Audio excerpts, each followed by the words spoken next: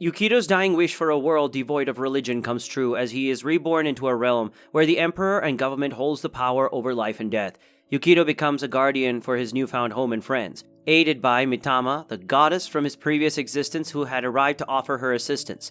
As they gather followers, they must confront formidable adversaries known as the Archons, loyal servants of the emperor. In their journey, they discover the Assembly, a colossal mechanical structure that has ruled the Empire for centuries, eradicating faith and exerting control over the people. Loki and Archon suggest dismantling the Assembly, but her hidden ambition for godhood becomes apparent. Despite his initial doubts, Yukito joins forces with Loki to dismantle the Assembly, all the while remaining loyal to his unwavering support of Mitama. Over time, Yukito discovers Dakini, an Archon who presents himself as a deity and has gained a significant following. To confront Dakini's distorted teachings, Yukito and his companions deceive their way into her church. Rise, the church's leader, who secretly opposes Dakini's ideology, joins the cause.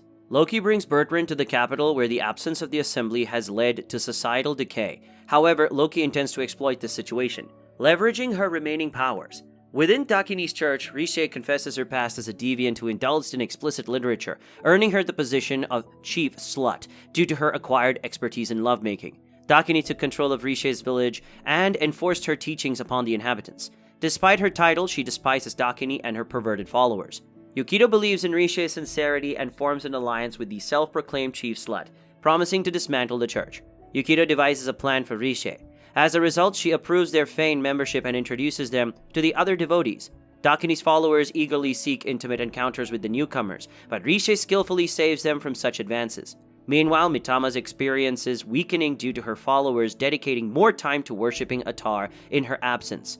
The Archon's strength, demonstrated through defeating monsters and aiding the villagers, garners admiration. Simultaneously at the church, Yukito instructs Rise to disseminate modern knowledge of sexuality derived from his previous life. He provides her with important toys and medications to distribute among the perverted followers. Consequently, Dakini's absence from the church promotes her devotees to neglect her worship and instead become captivated by Rise's teachings. The followers from other branches also flock to Rise to learn new ideas.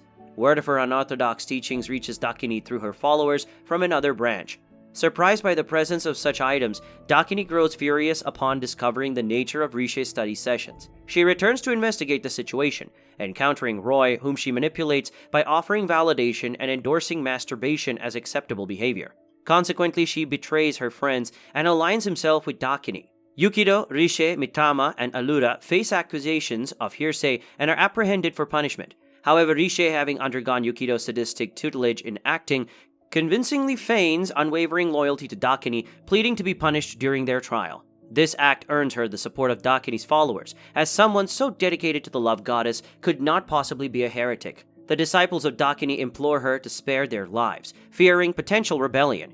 She postpones the trial, imprisoning the group instead. Yukito attempts to reason with Roy, but the latter remains steadfast in his loyalty to Dakini, forsaking his friend in the prison. With their situation dire, Yukito begins strategizing their escape, but the weakened state of Mitama, having lost her followers, poses a significant obstacle. Suddenly, their cell is intruded upon by Dakini's unwavering loyal and inhumanly strong bodyguards, the Purgers instilling fear for their very lives. Dakini reminisces about the origin of her powers, created by the Assembly to suppress human love and control population growth through artificial means.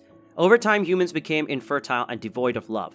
Rebelling silently against the Assembly, Dakini introduced pornography magazines, reawakening love in a portion of the population. However, these publications were soon banned. One day, Dakini encountered Toka, a young girl with a deep fascination for stories about love. They formed a close bond, and Dakini grew to love her dearly. Tragically, Toka was taken to an isolation camp due to her fear of the end-life system. Dakini believed she would be safe there, but when Toka engaged in lovemaking and became pregnant, she was met with violence. Humans considered her a monstrous anomaly, as natural births had ceased for a long time. Hence, Toka was killed in the isolation camp. Filled with determination, Dakini swore to restore love among humans, regardless of the obstacles. In the present, Yukito and the others are rescued from the clutches of the Purgers by Atar and Siluril. The Archon Atar, now revered by over 6,000 of Mitama's followers, possesses enough power to confront the weakened Dakini herself. She saves everyone, but the love goddess intercepts their path. Dakini is taken aback by the sight of a love book in Rise's hands, recognizing it as Toka's. However, she flees with the book, accompanied by Mitama. Meanwhile, Atar engages Dakini in a fierce battle, confident in her ability to defeat the fake love goddess. However, Dakini reveals that despite Riche luring away some of her followers, she still commands a remaining force of over 14,000 devoted followers. Simultaneously, Riche proceeds with the second phase of Yukito's plan, grappling with the realization that Dakini knew Toka, who was actually Riche's mother. On the other hand, Dakini infects Atar, Allura, and Siluriel with uncontrollable lust, compelling them to desire Yukito intimately. In the nick of time, Mitama comes to their rescue, borrowing Riche's 1,500 followers. As a true deity compared to the false archons, Mitama effortlessly vanquishes Dakini, despite having a smaller following. She reveals that there is a genuine deity named Dakini, from whom the love archon merely borrowed her powers. Mitama actually pleaded with the true Dakini to retrieve her powers, secretly doing so for the sake of Yukito. Realizing her combat weakness, the imposter Dakini attempts to escape, but she is apprehended by Roy. He is driven by his determination to win over Mitama. Yukito secretly manages to convince Roy by giving him a note that betrayed Dakini would earn him Mitama's love, finally swaying him. Atar then attacks her, causing an explosion, defeating Dakini. Although defeated, she vows to still find a way to restore the world to its original state. Riche approaches Dakini and discloses her true identity as Toka's daughter. The Love Archon finally sees their resemblance and becomes overwhelmed with guilt. Dakini recognizes that she, not the Assembly, was responsible for destroying human love. The Love Archon breaks down, desperately seeking Toka's forgiveness. Following Dakini's defeat, Yukito demands that she instruct her followers to worship Mitama. However, Dakini refuses to comply. Prepare to face any punishment. Yukito decides to imprison her and devises a plan that involves Riche. They exploit Dakini's close relationship with Toka for their advantage. Riche, along with other girls, subjects Yukito to torture and training, molding him into a submissive role. Subsequently, Riche feigns betrayal, allowing Dakini to resume leadership of the church. This provides an opportunity for Yukito and the others to escape. Meanwhile, Riche utilizes Dakini's influence and successfully transfers all her followers to herself. This enables Mitama to absorb the power of those believers, as Riche is her devout follower. With new added followers, Mitama finally accumulates a total of 10,000 followers, fully restoring her status as a god. On their journey home, Yukito ponders whether Dakini was aware of their plan, but pretended to be ignorant for Riche's sake. Suddenly, they are attacked by a formidable beast. Atar effortlessly dispatches it, displaying confidence. However, their optimism is short-lived, as a massive horde of strange creatures emerges. Under the assault of the beast, Mitama utilizes her powers to shield everyone, ensuring their safety. Finally, they reach home, but upon their return, the group discovers their village completely devastated. Some fortunate villagers experienced in facing beasts manage to seek refuge in safer locations. Yearning to have their village restored, Yukito implores Mitama to utilize her newfound powers as a god.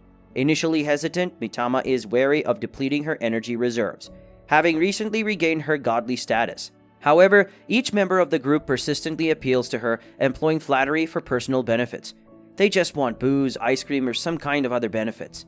Eventually, Mitama succumbs to their requests, expending her power to mend the village and subsequently growing weak once more.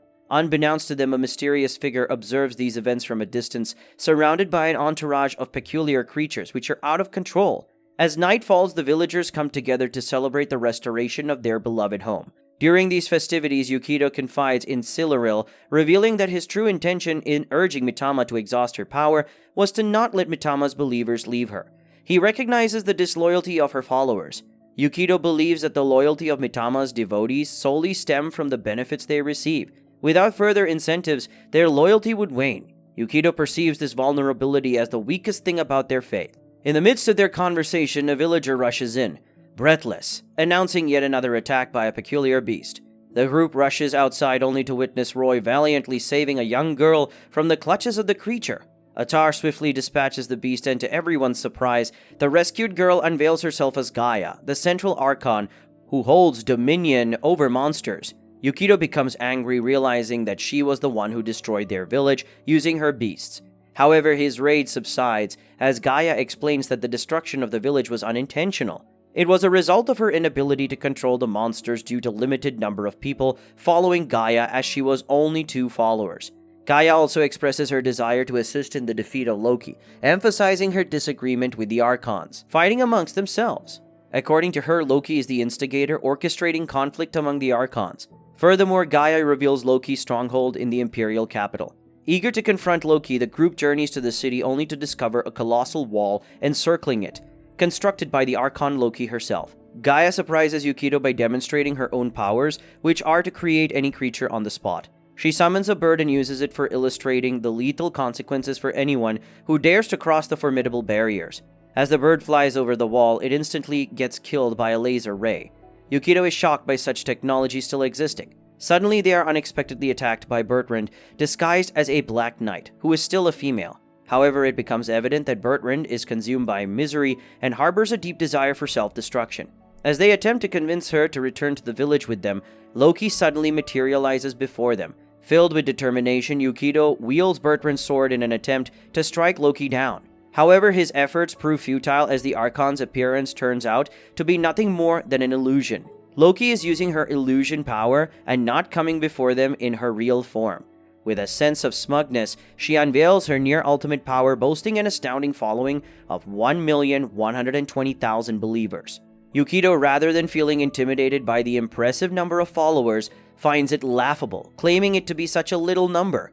Dismissing Loki's presence, he departs with Bertrand. Before leaving, Yukito delivers a warning, boasting that had Loki chosen to engage them in battle, she would have met a swift demise.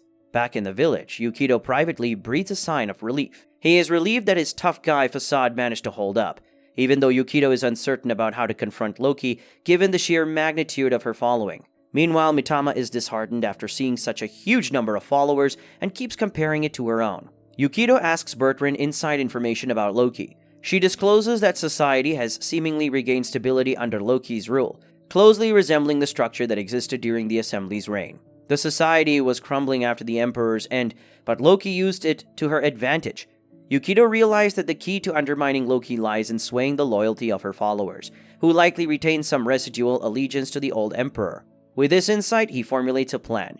By elevating Mitama's popularity and transforming her into a teenage idol, he aims to surpass Loki's influence and easily win over her disillusioned believers. The end. For now. Thanks for watching. If you like this recap, please consider to like and subscribe to the channel and ring the notification bell to be notified of any new recaps. And while you're at it, check out this new anime recap appearing on the screen.